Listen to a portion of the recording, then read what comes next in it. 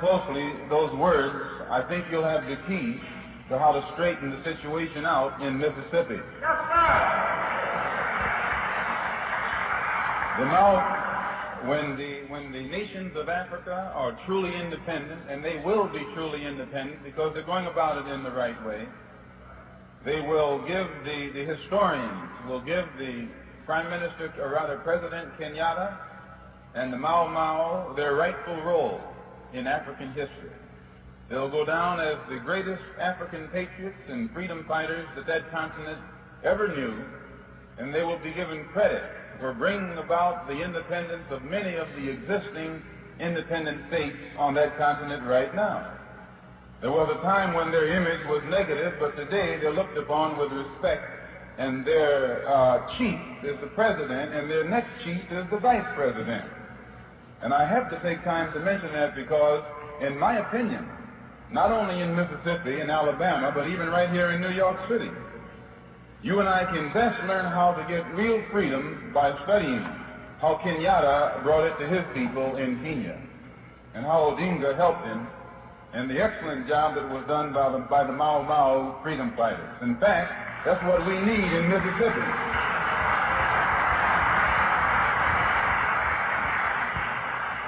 In Mississippi, we need a Mau Mau. In Alabama, we need a Mau Mau. In Georgia, we need a Mau Mau. Right here in Harlem and New York City, we need a Mau Mau.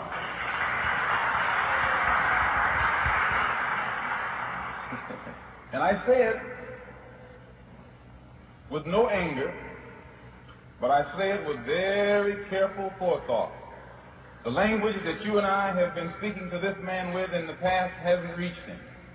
And you can never really get your point across to a person until you learn how to communicate with him. If he speaks French, you can't speak German. You have to know what language he speaks and then speak to him in that language. And when I listen to Mrs. Hamer, a black woman, could be my mother, my sister, my daughter, describe what they had done to her in Mississippi, I ask myself, how in the world can we ever expect to be respected as men when we know that we will allow something like that to be done to our women and we do nothing about it?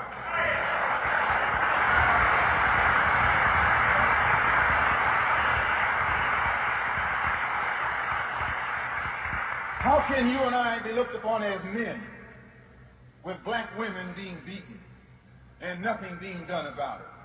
Black children and black babies being beaten and nothing being done about it. No, we don't deserve to be recognized and respected as men as long as our women can be brutalized in the manner that this woman described and nothing be done about it, but we sit around singing, "We shall overcome."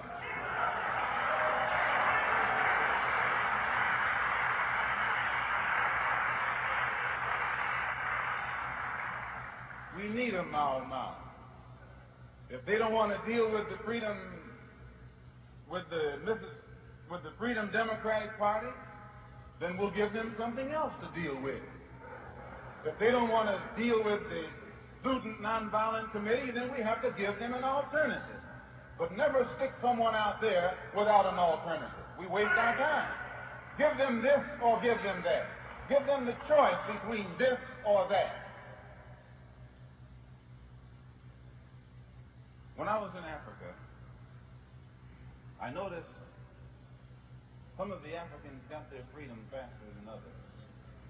And some areas of the African continent became independent faster than other areas.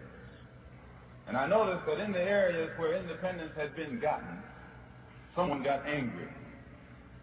And in the areas where independence had not been achieved yet, no one was angry. They were sad. They'd sit around and talk about their plight, but they weren't mad.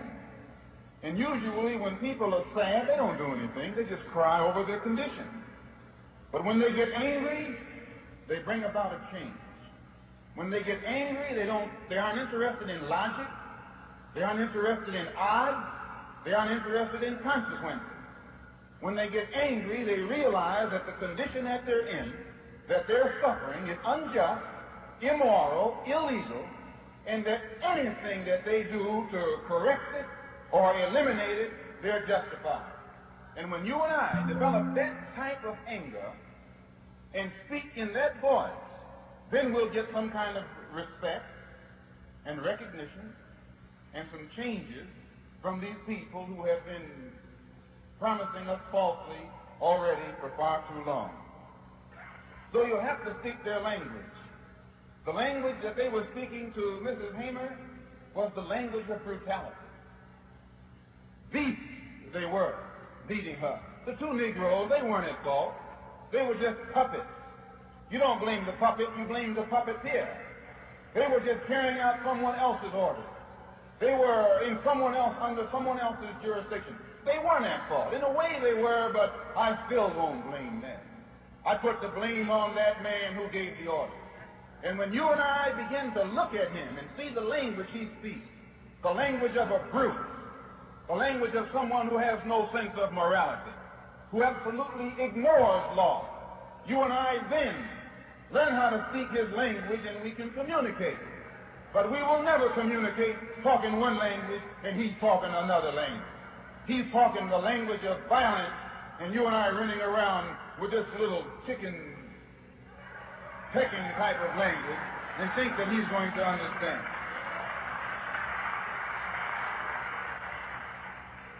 Let's learn his language.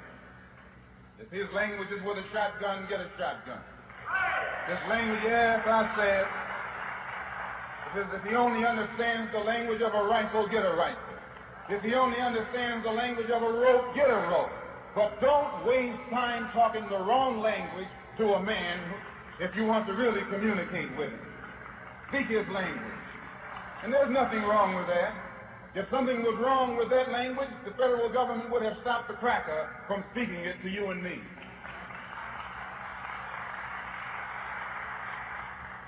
I might say, secondly, some people wonder, well, what has Harlem got to do? What does Mississippi have to do with Harlem?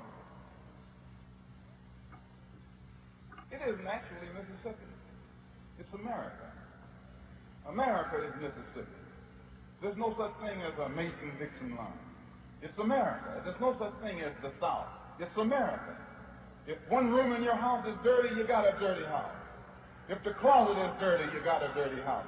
Don't say that that room is dirty, but the rest of my house is clean. You're over the whole house. You have authority over the whole house. The entire house is under your jurisdiction. And the mistake that you and I make is letting these northern crackers shift the weight to the southern crackers.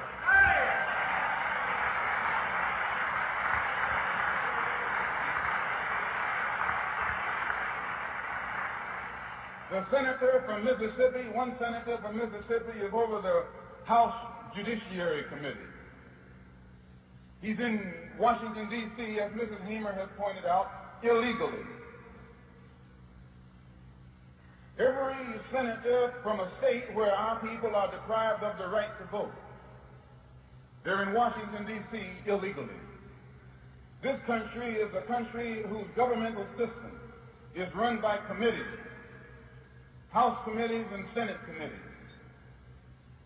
The committee chairman occupies that position by dint of his seniority. Eastland is over the Judiciary Committee because he has more seniority than any other senator after the same post or on that committee. He's the chairman. Fulbright, another cracker from Arkansas, is over the Foreign Relations Committee. Ellender of Louisiana is over the Agriculture and Forestry Committee. Russell of Georgia is over the Armed Services Committee. And it goes right on down the line. Out of 16 committees, 10 of them are in the hands of Southern racists. Out of 20 congressional committees, 13 are in the hands, or at least before the recent elections, in the hands of Southern racists. Out of 36 committees that govern the foreign and domestic direction of this country, 23 are in the hands of Southern racists. And the reason they're in the hands of Southern racists is because the areas from which they come, the black man is deprived of his right to vote. If we had the ballot in that area, those racists would not be in Washington, D.C. There'd be some black faces there. There'd be some brown and some yellow and some red faces there. there'd be some faces other than those cracker faces that are there right now. So what happens in Mississippi in the South has a direct bearing on what happens to you and me here in Harlem. And likewise, out of the Democratic Party, which black people supported, recently, I think something like 97%, all of these crackers, and that's what they are, crackers, they belong to the Democratic Party. That's the party they belong to. Same one you belong to. Same one you support. Same one you say is going to get you this and get you that. Why, the base of the Democratic Party is in the South. The foundation of its authority is in the South. The head of the Democratic Party is sitting in the White House. He could have gotten Mrs. Hamer in Atlantic City. He could have opened up his mouth and had her seated. Hubert Humphrey could have opened his mouth and had her seated. Wagner, the mayor right here, could have opened up his mouth and used his weight and had her seated. Don't be talking about some crackers down in Mississippi and Alabama, in Georgia. All of them are playing the same game. Lyndon B. Johnson is the head of the cracker party.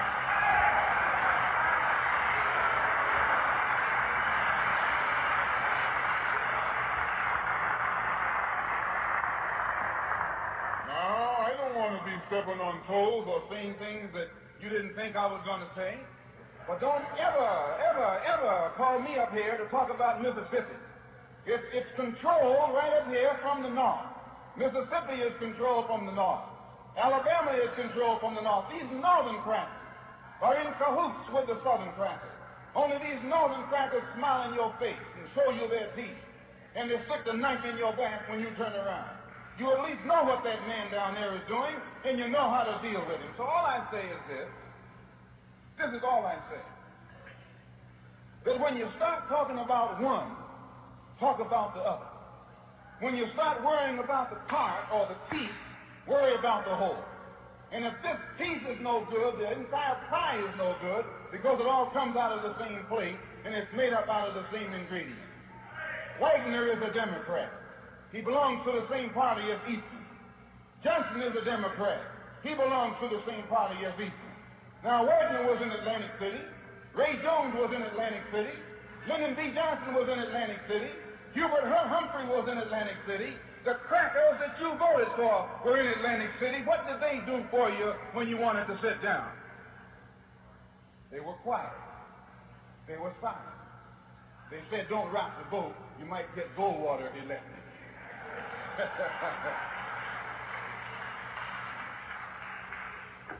So I just have one bit of a suggestion to offer before I sit down. And excuse me for raising my voice, but I feel like raising it. I have this bit of suggestion. Find out what Wagner is going to do. So I just have one bit of a suggestion to offer before I sit down. And excuse me for raising my voice, but I feel like raising it. I have this bit of suggestion.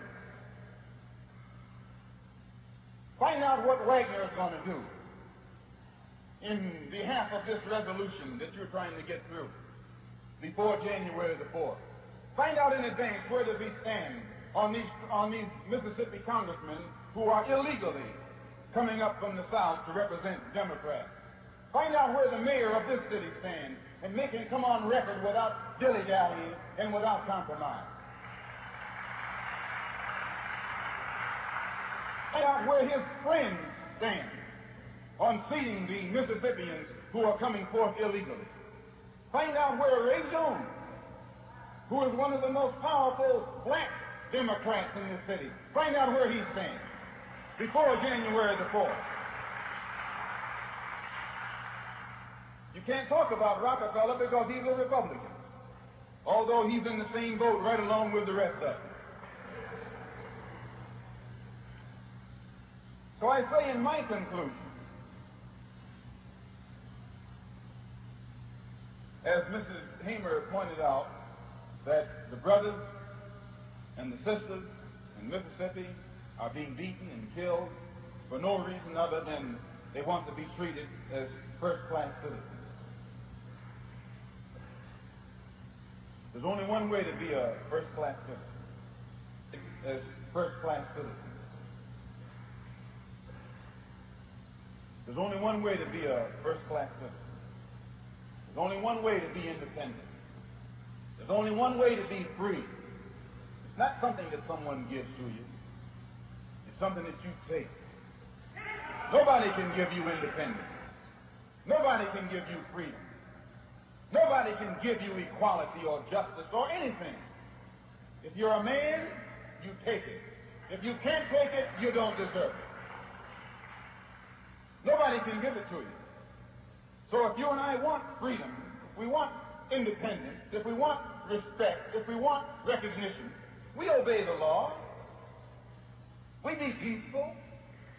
But at the same time, at any moment that you and I are involved in any kind of action that is legal, that is in accord with our civil rights, in accord with the courts of this land, in accord with the Constitution, when all of these things are on our side, and we still can't get it, it's because we aren't on our own side.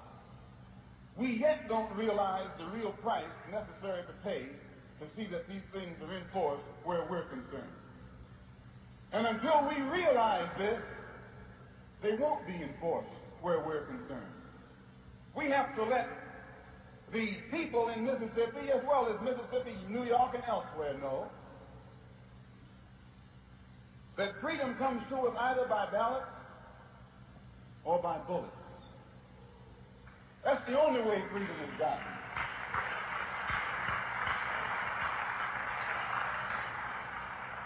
Freedom is gotten by ballots or bullets.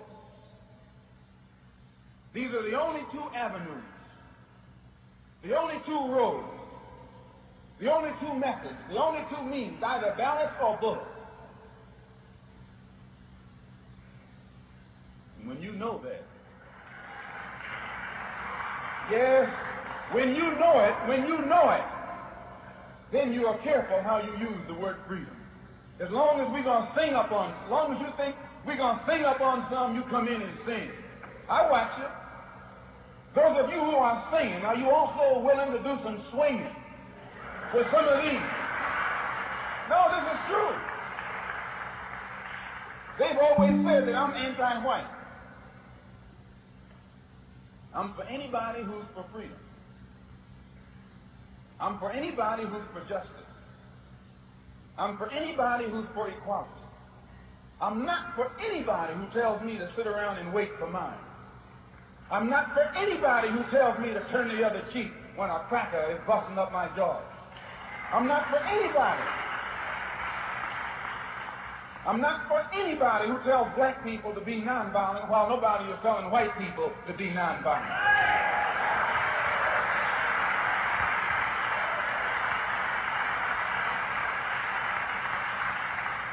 So I just say in my conclusion, I know I'm in the church and I probably shouldn't be talking like this, but Jesus himself, he was ready to turn the synagogue inside out and upside down when things weren't going right. In fact, in the book of Revelation, they got Jesus sitting on a horse with a sword in his hand, getting ready to go into action. But they don't tell you or me about that Jesus. They only tell you and me about that peaceful Jesus. They never let you get down to the end of the book. They keep you up there where everything is, non-violent. No, go read the whole book. And when you get in Revelation, you find that even Jesus' patience ran out. And when his patience ran out, he got the whole situation straightened out. He picked up the sword.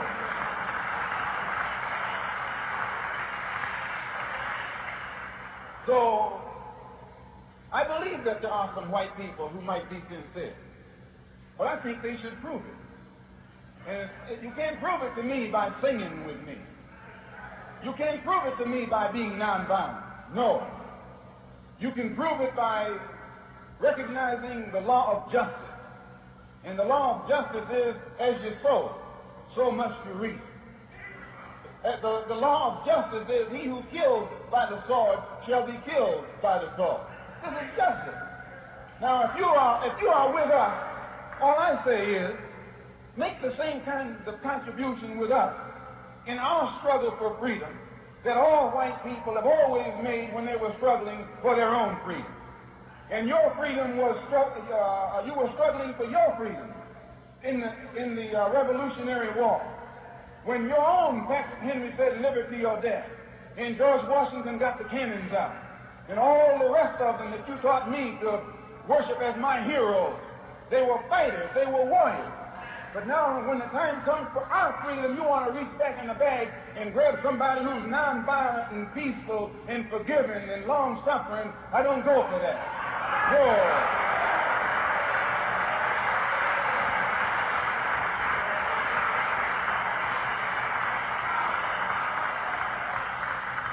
I say that a black man's freedom is as valuable as a white man's freedom.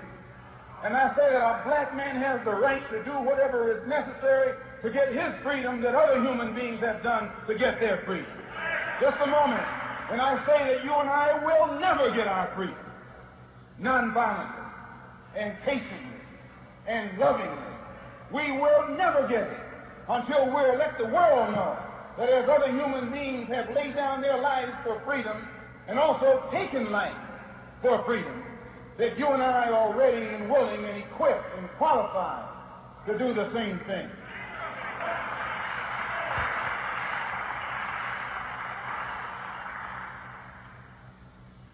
It's a shame that Mrs. Hamer came out here this afternoon where there are so few people.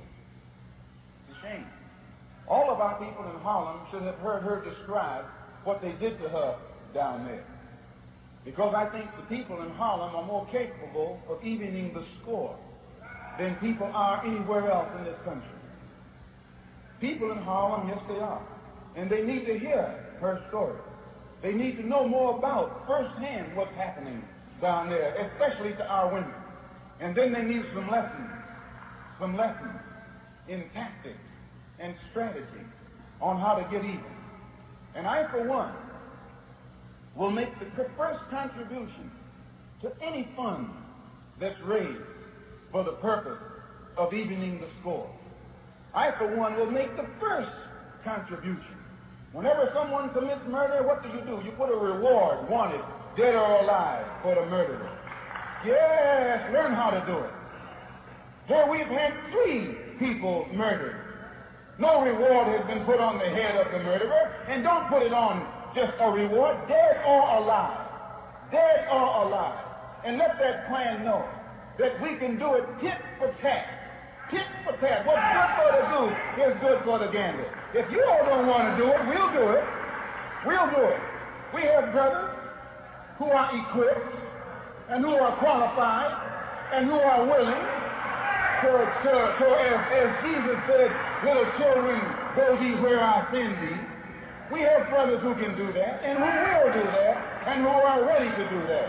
And I say that if the government of the United States cannot bring to justice people who murder Negroes, or people who murder those who are at the forefront, fighting in behalf of Negroes, then it's time for you and me to retire quietly to our closet and devise means and methods of seeing that justice is executed against murderers where justice has not been forthcoming in the past. I say in my conclusion that if you and I, here in Harlem, who form the habit oftentimes of fighting each other, who sneak around trying to wait for an opportunity to throw some acid or some lies on each other, or sprinkle dust on each other's doorstep. If you and I were really and truly for the freedom of our people, all of the energy that we waste thinking of how to do harm for each other, since you have that engine, you know how to do it, let me know. I'll give you some money and show you where to go, and show you who to do it to.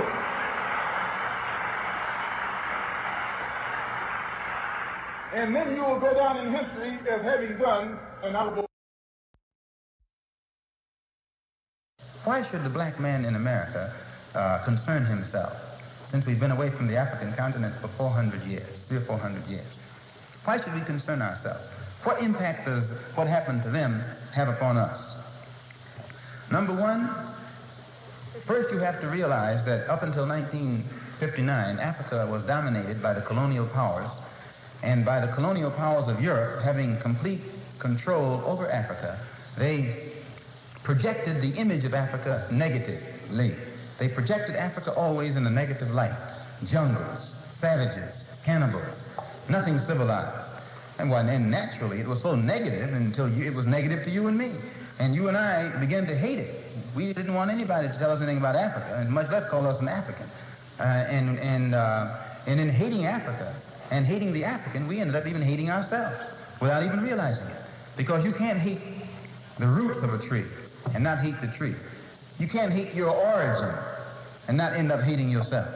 You can't hate Africa and not hate yourself. And you show me one of these people over here who have been thoroughly brainwashed, who has a negative attitude toward Africa, and I'll show you one that has a negative attitude toward himself. You can't have a negative attitude toward yourself, a positive attitude toward yourself, and a negative attitude toward Africa at the same time. To the same degree that your attitude, that your understanding of, an attitude toward